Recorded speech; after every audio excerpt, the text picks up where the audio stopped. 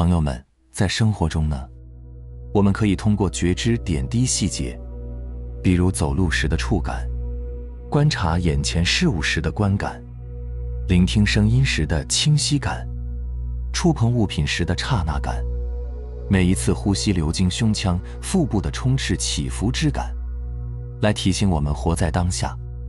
如果我们能进一步将觉知连接成一片，实现不间断的觉知，从不走神，从不失念，那么我们将能解脱一切精神层面的迷惑与痛苦、恐惧、无聊、烦扰、担忧、期盼等等负面状态，都将在觉知的光芒中转瞬即逝。我们将时常处在意识的清晰与宁静之中，从不间断地觉知自己的心念。我们也将能离开一切不善的念头、行为和举止，因为在觉知之中，我们将感到自己本自具足，并不需要有多余的行为，贪恋、索求、抓取等等都无从升起。什么是觉知？我们之前讲过，生命的一切现象都由见、相、识组成，而觉知是一个复合的概念，由见和识两种现象组成。见就好像眼睛能见到，能呈现一幅外在画面；识就好像眼睛中的一种专注识别，聚焦到哪里，哪里便更加清晰，层次分明。相便是被见到、被识别的现象，比如眼见之相、耳听之相、心中念头之相，这些都属于相。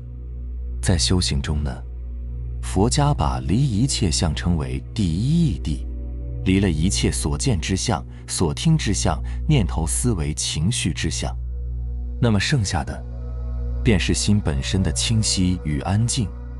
这种清晰与安静的觉知便是不受污染的识。从另一个方面来说，识便是心，见和相是识心的两种基本表现。当时从见和相这两种现象中抽离出来，便是修行中的觉知，便是灵光毒药，便是能所双亡。当时陷入了见和相造成的梦幻世界时，便是凡夫的觉知，终日寻声逐色，眼识被眼见的美景牵着走，耳识被耳听的声音牵着走，意识被情绪念头烦恼牵着走，如此循环往复，便是轮回。因此所谓的练习觉知，关键就是要将识从见和相中抽离，也就是眼识不去分别眼睛看见了什么，耳朵不去识别听到了什么，意识不去分别念头为什么是那样，以此识本身的清晰光明便会从现象中抽离出来。所谓的迷惑，是我们本末倒置，将心本来的清晰圆满光明用来觉知那些生灭变化的梦幻泡影现象和不可留住的念头、情绪感受，从而妄想相续。所谓的开悟，是我们的识不向外看，而向内看，从而看见识本身的清晰圆满。但另一方面，在生活中，即便我们在极度痛苦的时刻，那个本来清晰圆满光明的识依旧是存在的，痛苦的只是一种念头感受之相，而识本身，也就是真正的你，却是从来不痛不苦的，是能够圆满映照一切苦相、乐相和不苦不乐之相的。去回归到这个识上，从一切苦乐之相里返回到识，从一切念头情绪之相里返回到识，便是若求真不动，动上有不动，便是相动而心不动。此时的识，便能在苦乐变化的一切相中存在，能够圆照一切相，不拒绝不抗拒一切相，却又本自不受一切相污染，本自超越一切相。如此也便是娑婆即净土，烦恼即菩提。那么我们如何做到不间断觉知呢？修习觉知也叫做止观，止观是寂静安静地关照一切正在发生的身心现象。心寂静安静是止，安静地观察正在发生的念头和种种身心现象，便是观，便是觉。止与观是一体，能够圆觉一切而心不动，观便是止。心本不动，却又能知晓一切动或静的身心现象，止便是观。具体来说，练习止观便是禅宗所谓的牧牛。顾名思义，就好像放牛一样，心里的念头妄想就是牛，牛跑远了，用觉知把牛拉回来，便是止。初步练习牧牛，我们需要把觉知的专注力放在一点，无论是将专注力放在呼吸的感受上，还是将专注力放在身体的某个丹田或部位上。一旦发现有念头产生，就要立马回到之前的专注点上，以此杜绝一切念头的发生。用专注力将心拴在一处，只去觉知一处，这便是初步的止。在这个过程中，要万缘放下。比如说我们在练习觉知呼吸，那么就只做这一件事。如果意识突然冒出念头，冒出情绪，冒出问题，突然想到重要的事情、道理或智慧，那一刻立即回到觉知呼吸上，如此便是牧牛，一次次将妄想的心牛往回拉，这样循环往复，时的定力逐渐会越来越强，念头妄想和情绪会越来越弱。某一瞬间开始，也许是几十秒，也许是几分钟，也许是更久，你就会进入无念而清醒的状态。这便是初步的止。初步的止是一段时间只在无念的清醒中，但初步的止非常重要。可以毫不夸张地说，如果不能达到初步的止，我们无论是想智慧还是想世俗，本质都是一样，都是不由自主的妄想。而真正的修行智慧，起初都是要引导我们首先学会平复意识，学会减少念头。所以禅宗的第一宗旨便是无念为宗。在生活中也经常会有人问，我应该采取什么样的方法让自己开悟？觉性是什么？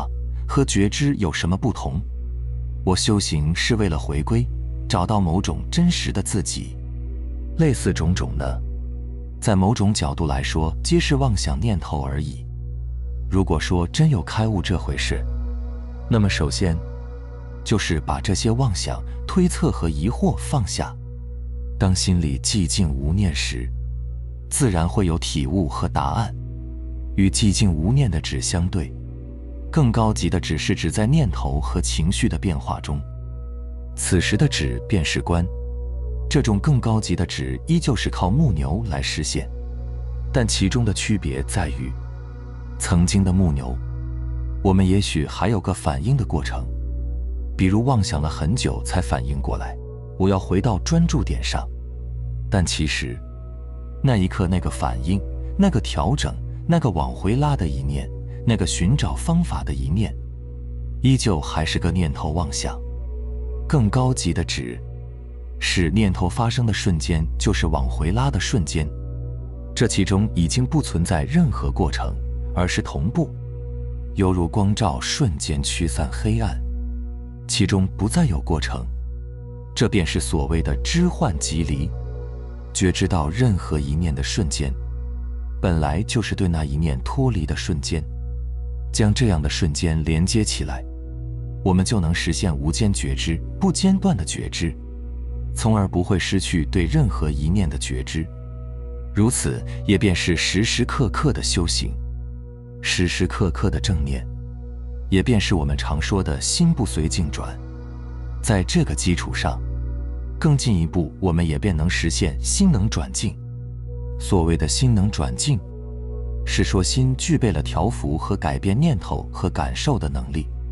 在这之前，我们首先需要明白，一切的外在境界，其实都表现为我们心里的念头感受。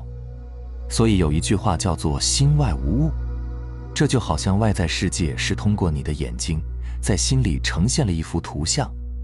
他人的言语和所欲顺心或不顺心的境界，也只是你的念头感受而已。对此，还有一句话叫做“心变了，世界就变了”，意思是，我们自己把自己的心调伏好，所见的世界和他人也将变得更好。而实现心能转境的基础，便是无间觉知。